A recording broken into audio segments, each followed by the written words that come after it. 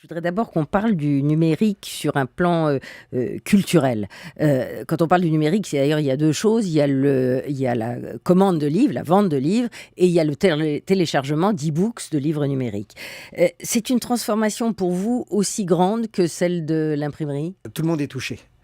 Ça touche non seulement évidemment la librairie qui peut être affectée, mais aussi les façons de lire et aussi les éditeurs et les écrivains.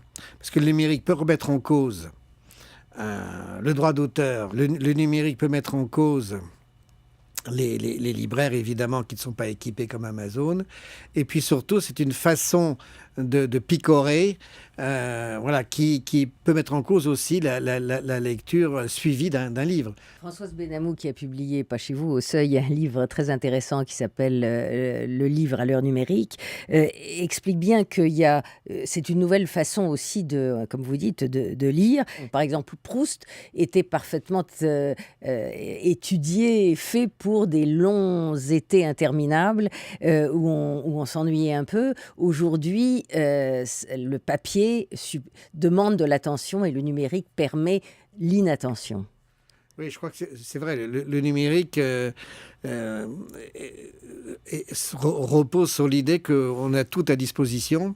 Et donc, pourquoi apprendre, pourquoi retenir, pourquoi se donner la peine de passer 2 heures sur un livre quand on peut avoir une réponse immédiate. Je crois qu'à la fois le numérique, c'est une chance, parce que ça peut permettre de réimprimer un livre très rapidement, ça peut permettre d'expédier un livre très rapidement. On peut être partout, à la fois en librairie et hors librairie. C'est une chance.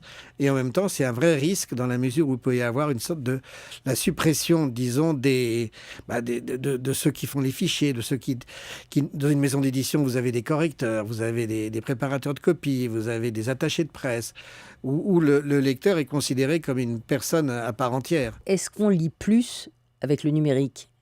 Alors, normalement, on devrait lire plus. En fait, je crains qu'on lise moins. On voit le numérique aujourd'hui pour le livre, surtout réussi pour la littérature de genre, tout ce qui est littérature sentimentale, et pour tout ce qui est scientifique. Mais on peut donner quelques chiffres. Aujourd'hui, le chiffre d'affaires en numérique, c'est 2% du chiffre d'affaires de l'édition, donc c'est quand même relativement peu, à différence des États-Unis qui tournent autour de 25%, et ne se développe pas, comme on le pensait, à grande allure.